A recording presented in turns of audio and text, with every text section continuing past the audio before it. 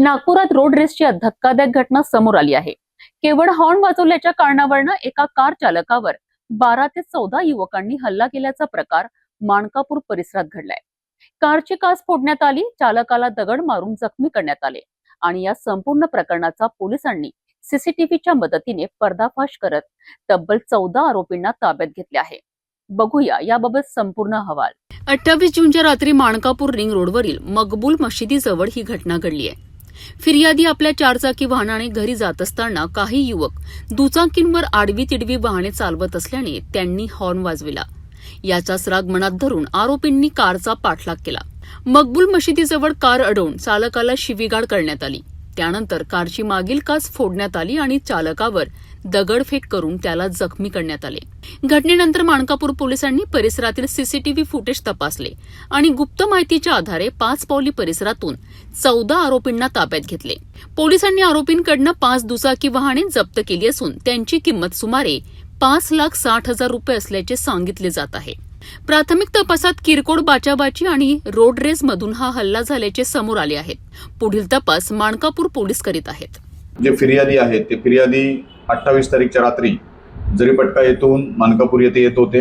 ते त्यांच्या खाजगी कामानिमित्त गेलेले होते आणि माणकापूर येथे घरी येत असताना जरीपटका पोलीस स्टेशनच्या हद्दीमध्ये एका ठिकाणी त्यांचं जे काही टू व्हीलर चालक होते त्यांनी त्याला साईड न दिल्यामुळे आणि आडवी तिडवी गाडी चालवत असल्यामुळे यांनी सतत हॉर्न द्यायला चालू केलं। फिर्यादींनी त्यांना हॉर्न देत असताना त्या ठिकाणी त्यांची बाचाबाची झाली आणि त्या बाचाबाचीतून राग मनात धरून त्या ठिकाणी जे आरोपी होते त्यांनी त्यांच्या फिर्यादीच्या गाडीच्या पाठीमागे आले।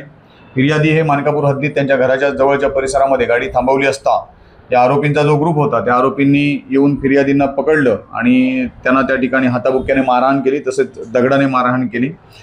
याबाबत घटनेनंतर ते रुग्णालयामध्ये उपचारासाठी दाखल झालेले होते। घटनेची माहिती मिळाल्यानंतर त्या ठिकाणी आमच्या पथकानं सीसीटीव्ही फुटेज तपासणी चालू केली।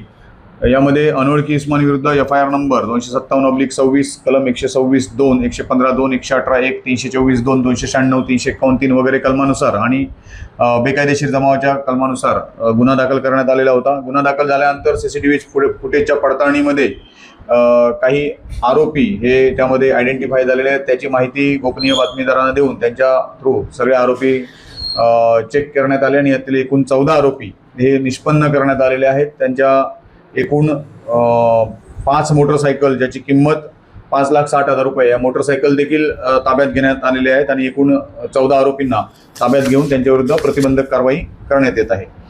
ही जी यातील फिर्यादी जे आहेत हे पोलीस अंमलदार आहेत, परंतु ते त्यावेळी कोणत्याही ड्युटीवर नव्हते। त्यांची ड्युटी करून ते घरी येऊन नंतर खाजगी कामासाठी गेलेले होते।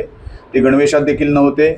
यातील फिर्यादी आणि आरोपी एकमेकाला ओळखत नाहीत। आरोपींना देखील ते पोलीस कर्मचारी आहेत माहीत नव्हते आणि अशा प्रकारे त्यांचं गाडी चालवताना जो काही वादविवाद झाला होता त्या वादातून झालेल्या भांडणातून सदरचा गुन्हा घडलेला आहे। गुन्हा दाखल करून आरोपींकडे तपास चालू आहे। रोड रेसच्या घटनांमधनं क्षणिक राग किती मोठ्या गुन्ह्यात बदलू शकतो याचे हे आणखी एक उदाहरण मानले जात आहे। माणकापूर पोलिसांच्या तत्पर कारवाईमुळे सर्व आरोपींची ओळख पटली असली तरी पुढील कायदेशीर प्रक्रिया सुरू आहे।